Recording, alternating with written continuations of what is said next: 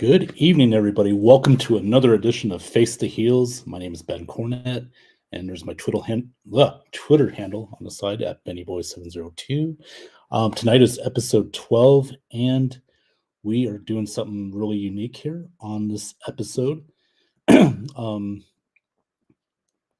First off, let me get the thing up there. I'm always prepared, right? There we go. Tonight, we're going to do something called Ask Ben Any Wrestling Questions. And we're also going to recap WWE Backlash from this past weekend. We'll dive a little deep into the AEW All-In ticket sales. It's kind of a huge deal, especially with in Wembley Stadium coming up the last week of August. And also we'll talk about some other stuff like right now Raw's on tonight. This is the first Raw with all the new changes, with all the draft and everything, set up the rosters. So quite an interesting show so far for what I've seen. But yeah, why don't we get into it? Why don't we start out with some fan questions? Normally, as you can see right now, I'm sorry to a little distracted because it looks like, well, Trish Stratus is in the ring. She's calling out Becky Lynch, obviously. She, as you know, Trish a few weeks ago turned her back on Becky during the Raw women or the WWE Women's Tag Team Title match. Liv Morgan and Raquel Rodriguez became the new champions after Trish. After Trish stabbed her in the back. So that rivalry is going on currently. But anyway, I keep going on and on. We are going to do something pretty cool. It's called Ask Ben Anything. Any wrestling related questions. I wanted to try this because I want to, do something a little different, something a little creative. And I thought this would be a nice little touch for the show. Now, we'll do this every few weeks or something like that, but I thought it would be kind of cool to get a perspective on, how, what I would ask, like, what do I know about wrestling, how I became a fan, stuff like that. But anyway, I keep going on and on. Let me answer the first question here. Let's get it going. This is from my co-host, Mr. Nicholas Rosario Jr. Normally he's with me most weeks, but he is at work currently. But his question is, greatest faction of all time. Greatest faction of all time. For me, it is the NWO, hands down. I really felt like they revolutionized pro wrestling, or I shouldn't say revolutionized, revitalized wrestling. We all remember that Scott Hall came down down into the crowd on Nitro back in May of '96. At the time, he was working for WWE. Then he got let go, or he didn't renew his contract. Came to WCW, and I will say at the time, in my opinion, wrestling was just not really that good. They were still stuck in like the late '80s, early '90s with the cartoon characters.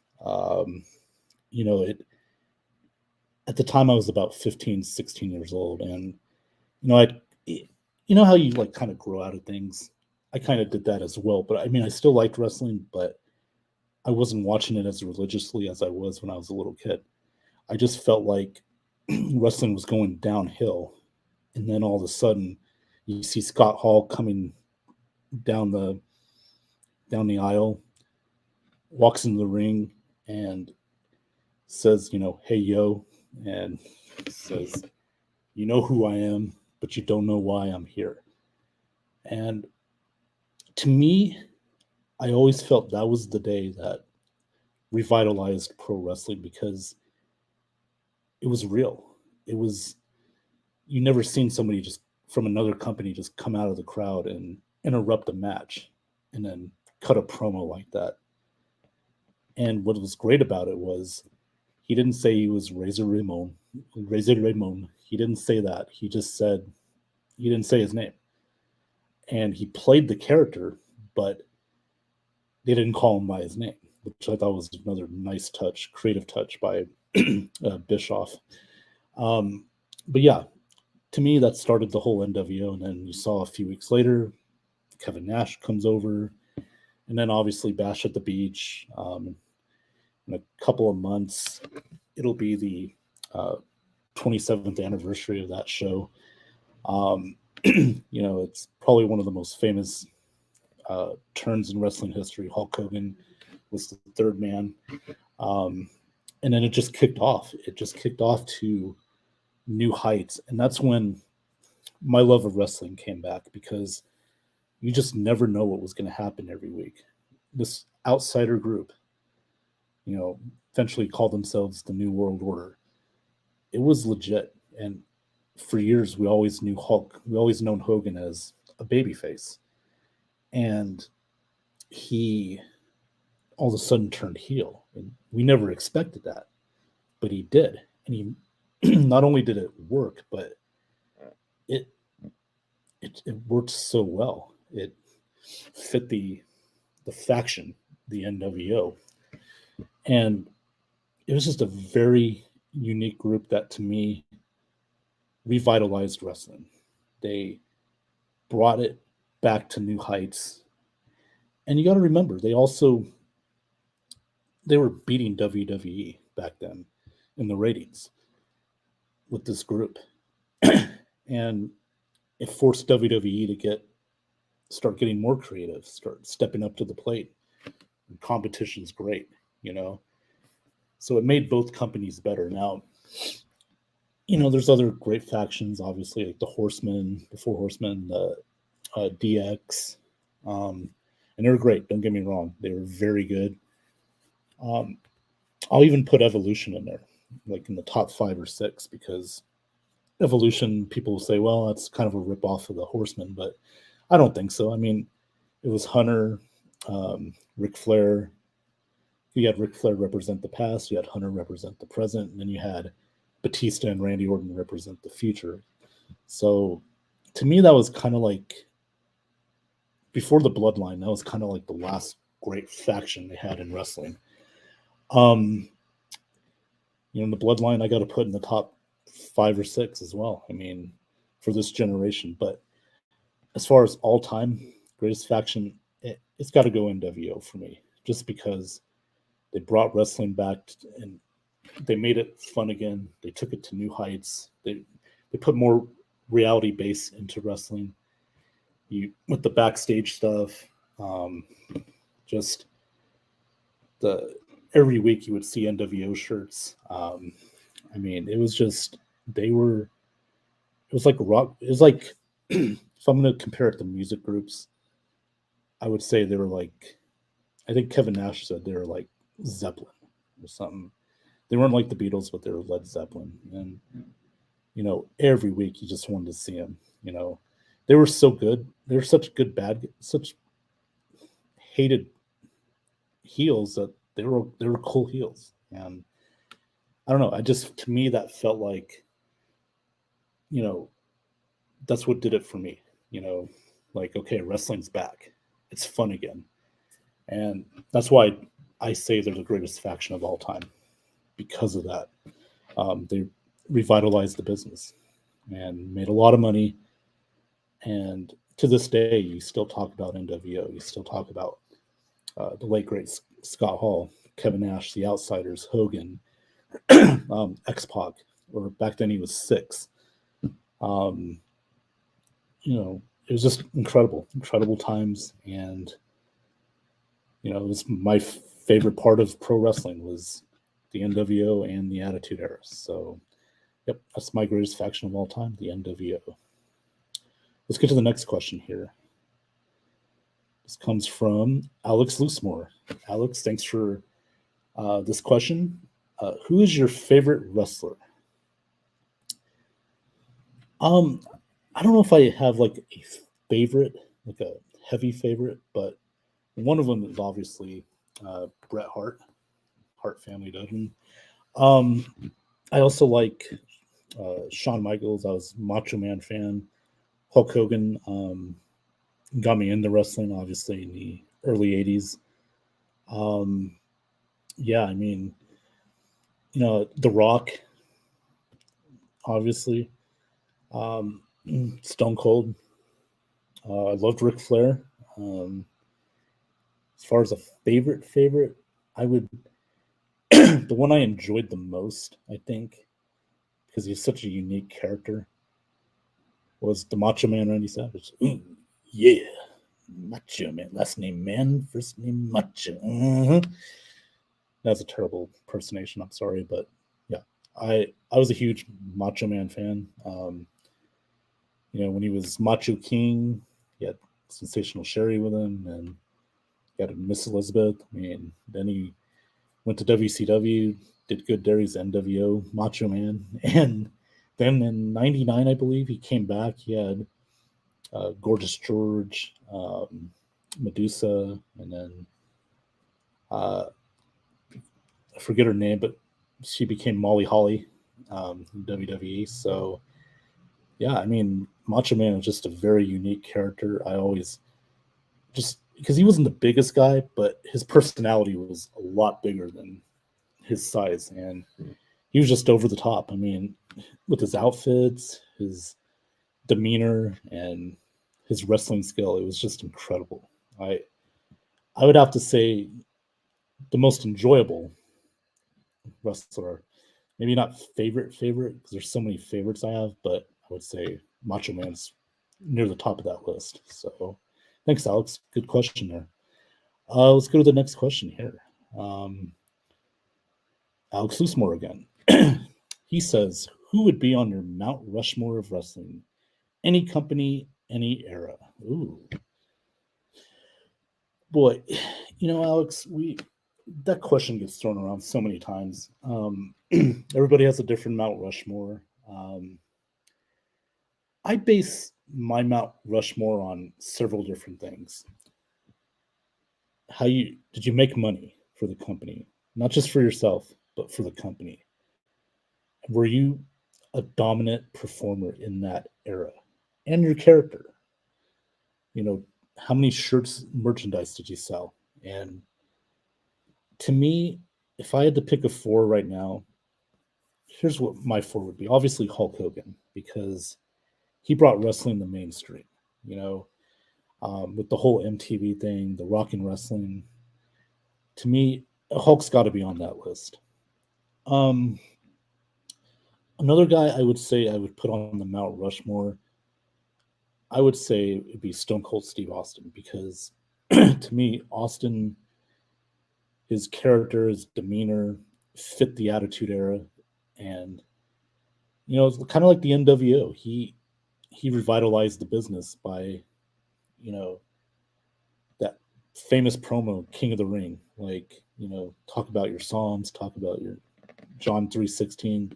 Austin 3:16 says, "I just whipped your ass." And then the next night you saw like Austin 3:16 T-shirts. I mean, to me, that's revitalizing not only the WWE because they were down in the ratings big time and they needed a spark, but he brought that company back. He made that company better and more enjoyable to watch.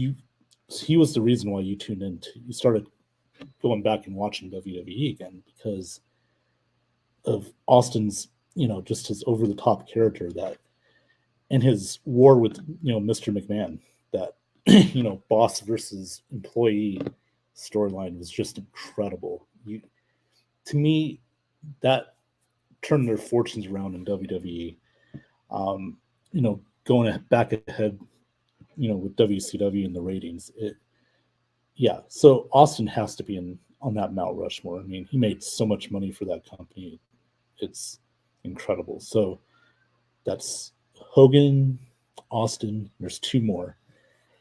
This is, I would have to say, the guy I would put number three is Ric Flair. Um, he was, what Hulk Hogan was to WWE, Ric Flair was to WCW, and back then, and when it was NWA, where they would go in the territories, and um, he would wrestle, as the NWA champion, he'd wrestle in world class championship wrestling in AWA. He would wrestle in other territories like the Mid South, defending that NWA title. Um, but he was just so well recognized. He'd go to Japan, Europe. He was a over the top character. His personality, that money making rich guy that you know he's the ultimate heel, and he was so good at it that even though he was a heel, you loved watching him. You still kind of cheered for him. And when they formed the Four Horsemen, he was even better then. His wars with Dusty Rhodes, Magnum TA, Sting. I mean, Ric Flair was truly one of a kind, and he made those territories hot wherever he went. So, with that being said, I got to put Ric Flair number three. And the fourth one, I mean, this was kind of hard for me because it came down to two people. It came down to The Rock or Undertaker. And this is hard because The Undertaker was so good. It was one of the greatest characters in the history of pro wrestling, and especially WWE, because it it lasted for over 30 years. And that's what made it so unique. Um, he was in WCW before he came to WWE. I remember, I think it was Ole Anderson who said that, oh, he's never going to make money. You're not going to draw a dime with Mark Calloway. Well, he goes to WWE. Vince McMahon makes him the Undertaker, and the rest is history. And for 30 years, he dominated. His character stood out in pro wrestling, and he made a lot of money. Made a lot of money for the WWE. He was beloved all over the world. He had such great matches. His WrestleMania winning streak, until 2014. I didn't like how they ended that, and I get it. Brock Lesnar beat him at WrestleMania 30, but I just felt like they should have kept it undefeated, and that would have been over the top. And then you got The Rock, who, I mean, from day one, he when he turned heel in '97 and joined the Nation of Domination, you kind of knew then when he called himself The Rock, like The Rock this, The Rock that. Um, you knew you had something special there. And for me, I felt like him and Austin were just, they were that 1-2 punch. It was like Jordan and LeBron James on the same team, or Jordan and Kobe. Let's go Jordan and Kobe. Yeah, I'm a Lakers fan. I'm going to say it. I got to put Kobe in there. Sorry, LeBron. But Austin and Rock were Jordan and Kobe on the same team.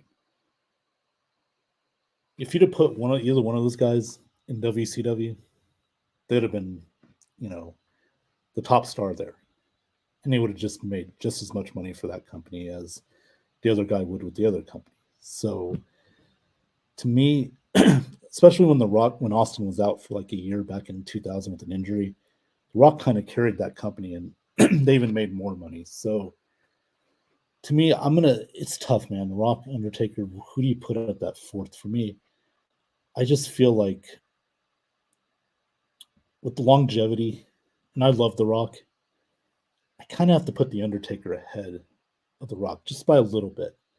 It was tough for me because I'm a Rock fan, love The Rock, but I just think with the Undertaker, his character, it's something we're never going to see again. It was one of a kind, and he did it for 30 years. The Rock, only really did it for like 5 or 6 years because then he went to Hollywood, did movies, and that's great. Nothing wrong with that. But The Undertaker, time and time again, was really able to revolutionize his character. He went, and I'm probably one of the few in the minority of this, but I prefer American Badass over The Undertaker. I like the biker Undertaker better. That's just me. But it just shows you how unique his character was. He was able to stay with the times or keep up with the times, change his character when he had to, and it just worked. I mean, so to me, I got to put Undertaker 4. So my Mount Rushmore is Hulk Hogan, Ric Flair, Steve Austin, and The Undertaker. I mean, that's a pretty damn good Mount Rushmore. And I'm sure others will agree, some will disagree. That's fine. You know, they may have their own guys in there, and I respect that. But that's my force. So, good question, Alex. I like that one. Next question. Sean Spencer. Sean, how you doing tonight? He says, okay, when is our next match and why are you ducking me? LOL. Oh, Sean. Come on, man. Don't do that. Don't. Okay? You're not going to win. You need to just drop it. Say, you know what? You know, Mr. Ben, I'm sorry. I didn't mean to, make that comment or ask that question. I am so sorry. I give up. I give up, man. Just, I'll go back and do my other shows. I'll leave you alone. I don't want none of the smoke. You and Nick, you beat my ass, and that's fine, Sean. I appreciate that. You just don't want none of this. You don't want none of this golden night. Okay? All right? I mean, for God's sake, your team for a couple of years didn't even have a nickname. It was the Washington football team. Then you went to the Commanders. Yikes. So I am not ducking you, Sean. I am right here. I've been right here. All you got to do is come to Vegas. We'll meet you one-on-one, man. I'll meet you there. But I know you won't, but that's okay, Go ahead, little man. Fantasize all you want, but you don't want to know me. Come on, man. You know how it is here in Vegas. This town was run by a mafia, So this is the Benny Mafia right here. So you don't want to know this partner, okay? Sean, I love you. Thank you for the question. We're just joking. I love that question. And I'm going to read one more question here. Once again, Mr. Alex Loosemore asked, what is your favorite match of all time? Wow. Man, there's such great matches. The HBK Razor Ramon WrestleMania 10 ladder match, Intercontinental title. Bret Hart, Steve Austin, WrestleMania 13. Shawn Michaels, Undertaker, WrestleMania 29. It's great matches. Ric Flair and Sting in '88, Clash of the Champions 1, ended in a no contest or a time limit draw, I should say. A lot of great matches I loved. The Steamboat Flair trilogy. Man, these are some tough matches. I will say my second favorite match of all time was the very first TLC match at WrestleMania 17. That was between Edge and Christian, the Dudleys, and Matt and Jeff Hardy, the Hardy Boys. They tore the house down. Never seen anything like that before. The moves that they did, it was just such a great match. But for me, I'm going to say my favorite match of all time was Savage Steamboat WrestleMania 3 for the Intercontinental title. Had a great backstory to it. Just the pace of the match. It told a story. It did everything you want in a match. Told a story. Still had great wrestling, great athleticism, and it's a match I watch very often. I'll watch it several times a year. It's just so good. I'll tell you another. I think my favorite women's match of all time. I will say it's Bailey and Sasha Banks at NXT Brooklyn back in 2015. That told a great story. Bailey won that match, won the NXT Women's title. It was just a classic match. So I would say those two are at the top of my list. Again, Savage Steamboat WrestleMania 3. I know it was Hogan Andre headlining, but Savage Steamboat stole the show in my opinion. So that was my favorite match of all time, Alex. And thank you for those questions, man. I appreciate that. And we are now going to go to the comments section here because I see a lot of comments coming in. I'm going to bring that up right now. Let's see. Scott Thaler is first. All right, Scott, thanks for tuning in. If I was to wrestle Kaylee Kuuko, who do you think would win? In your mind, probably you, but I think in everybody else's mind, Kaylee. I'll go with that one. Scott says, Andrew Faubert, do you think I would get a prize if I beat Kaylee in a fair match? I don't know. You'd have to ask Andrew. Scott says, The Rock is the best. He gave us the XFL. Yeah, I mean, he brought it back. He bought it out. XFL's okay. I mean, I prefer the USFL. I think they're doing a better job of marketing it. But no, the more football, the better. Yeah, The Rock is good for him. I'm glad he brought that back. It made it more legitimate, not the XFL you saw in 2001. It was kind of gimmicked. But yeah, The Rock, that's one of the good things, one of the great things he's done, not just for wrestling, but football as well. Scott Thaler, woo! That's right. Mr. Ric Flair. Ben Cornette, all your commenters, who would you like to pair up with in a tag team match? That's a good question. I got to go with my buddy Nick Rosario. I'll team up with him anytime. Definitely team up with him. I would say, who would our tag team be? Would it be Pretty Ugly? Pretty and Ugly? I'm just kidding. I'm kidding, Nicholas, if you're watching. Maybe he's still at work, so you might not hear that. Another woo from Mr. Thaler. Alex Schommer, can you give us a woo? Maybe he's watching. Nick Rosario, can you give us a woo? And if he was watching, he probably would. Scott, I would put you and Alex Loosemore in a tic-tac-toe tag team match. Interesting. And look who's here. Sean Spencer. I'm here. You are here. You don't want this. Oh, please. Come on, Sean. Just stop while you're ahead, okay? It's getting embarrassing at this point. He's stuck in me too.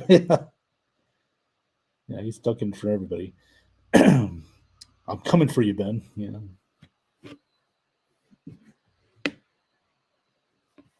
Hurry up. Oh, let's see here. Let's go. Let's go, Sean. And Scott says, Sean Spencer, I think this is scripted. Alex gets all his questions answered. Yeah.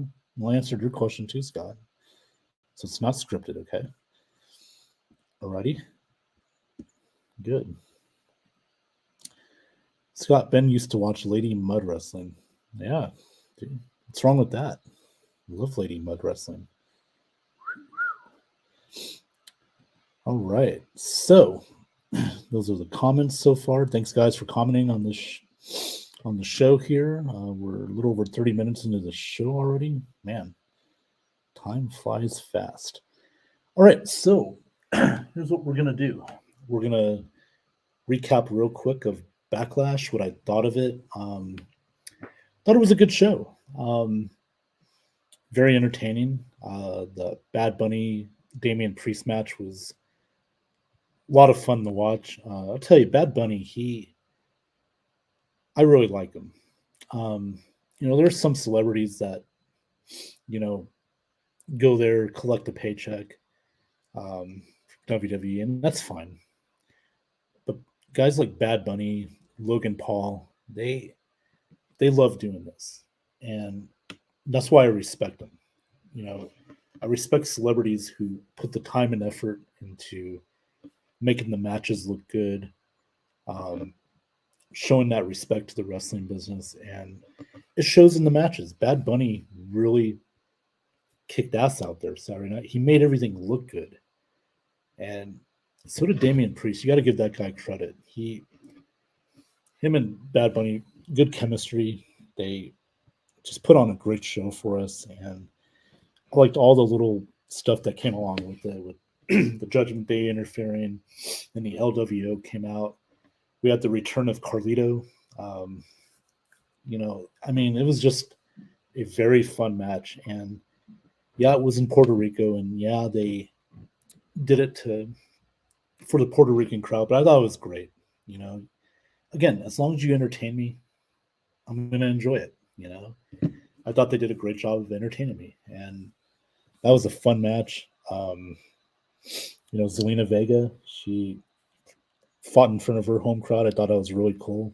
It meant so much to her. You just love that. She gave Rhea Ripley a great match. Um, the Bianca Belair Evo Sky match was really good. Um, so yeah, I was entertained by this show, and um, the Cody Brock match, I thought was a really good match. Um, the way Cody won it, though, I mean, I don't think it hurt him, but I don't think it elevated him either. You know, what he did was Brock put that Kimura on, that armbar, and then Cody turned it into a pin. It was a smart move, but it felt like more of a heel move, a sneaky move like that. And again, the right guy got over. Cody needed to win that match, but I just don't think it helped him. It didn't elevate him. It kept him the same. And tonight he competed in one of those triple threat matches to qualify for the in the WWE World Championship tournament. Brock Lesnar interfered and cost Cody the match. So that rivalry is going to continue, and it's good. I think you're going to get 2-3 matches out of that. Probably the next one would maybe be Money in the Bank or SummerSlam. So it was good. It was good. Overall, it was a good show. I give it out of 10. I give it like a 8.5 out of 10. It was pretty, maybe even a 9. I'll go 9 out of 10. It was a really good show. So yeah. And then tonight we start the new rosters on Raw and SmackDown. Like I said, I'm only catching glimpses of the show because I'm on here right now. But as you can see, they're showing a replay of Brock attacking Cody, and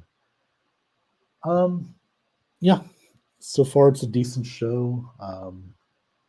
As long as we don't have wrestlers from SmackDown going to Raw and then Raw wrestlers going to SmackDown every week, except for the champions, Owens and Zayn, they can do that because they're champions. So can Liv and Raquel, but I just want the rosters to be separate. Raw wrestlers stand on Raw, SmackDown wrestlers stand on SmackDown. I don't want too many crossovers because if you do that, then this brand split doesn't mean anything. So keep them separate, make the show separate, and then it'll be fine. So, like I said, the Cody Brock thing, I like where that's going. You're going to get a few more matches out of that. We'll see what happens on Friday on SmackDown with the Bloodline. They ended up beating Sammy, KO, and Riddle. But there is tension between Solo and the Usos. So Roman's going to be on SmackDown Friday, so I'm sure he's going to have a lot of say in what's going on. My guess would be it'll probably be Roman and Solo Sikoa against the Usos. If not Night of Champions, then probably the next pay-per-view or premium live event. So, yeah, that is so far tonight with the Raw recap. Get a few more comments in here. Scott again, Son Spencer, you and I take on Ben and Nicholas Rosario. Ooh, okay, Scott. Well, you really make that tag team better, don't you? Bad Bunny was up for an MTV award. Yeah, that's right. And he's another name on the Kendall Jenner list. So good for him. Is it Kendall or Kylie Jenner he's dating? I think it's Kendall, but she's dated so many people that Bad Bunny's just another name on there. That's okay. I got my wife. She is prize enough. Oh, good. That's a good prize, Scott. Nothing wrong with that. Oh, I want to apologize, guys. If I'm sounding a little groggy, it's my allergies are just killing me right now. So it's that type of season. I am a severe allergy sufferer, and so my voice will be a little, here and there. If I'm a little hard to hear, let me know. Hopefully, get a bunch of fluids and some vitamin C. Some allergy medicine should do the trick. So, with that being said, let's go to our final topic tonight. Just want to point out real quick the other company, AEW, the All In Ticket update. As it stands right now, they got over 60,000 seats sold. That's 60,000 seats sold so far for Wembley Stadium at the end of August. I'll tell you, man, for a show that doesn't have matches announced or any wrestlers named, that's pretty damn good. You got to give Tony Khan and AEW a lot of credit. They getting that many seats sold, in their first week, incredible. Kudos to them. It's really remarkable, and I hope this show does really well. It's 60,000. They could get up to 70,000.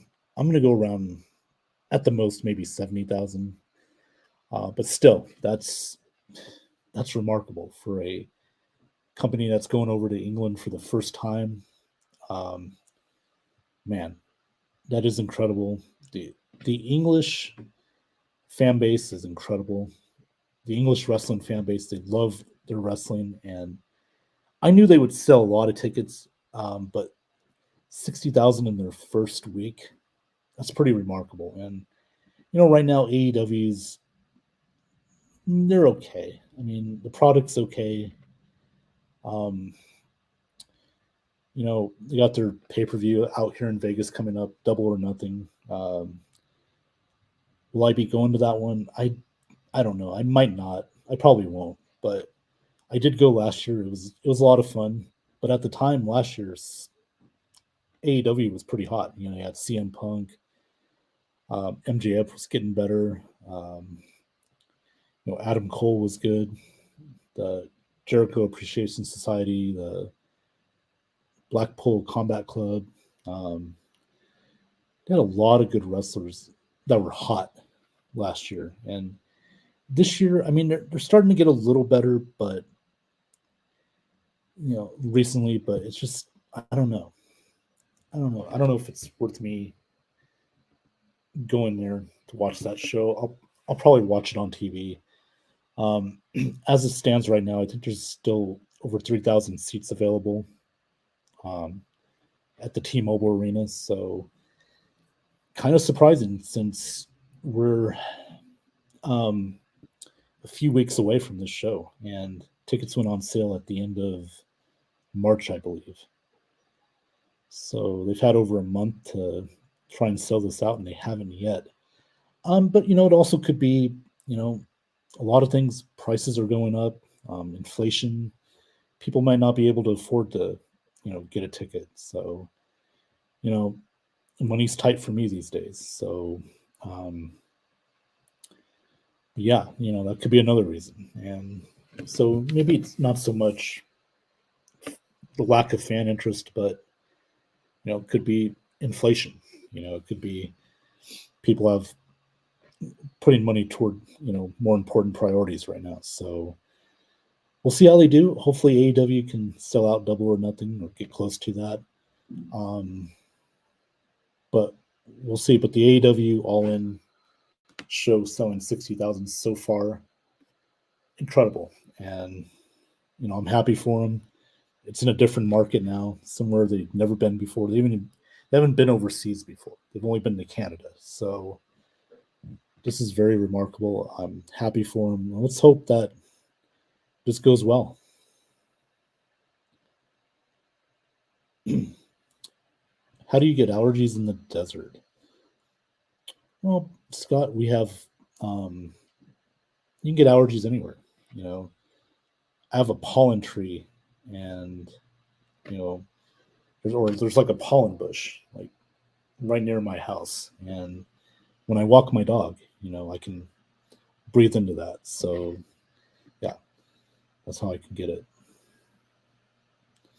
Maybe you're allergic to cats. You're getting too much cat. No, I'm not allergic to cat. There's pollen, certain bushes that I'm afraid of, or I'm not afraid of, allergic to. Some other, just dust and stuff like that. So, yeah, those are my allergies right there.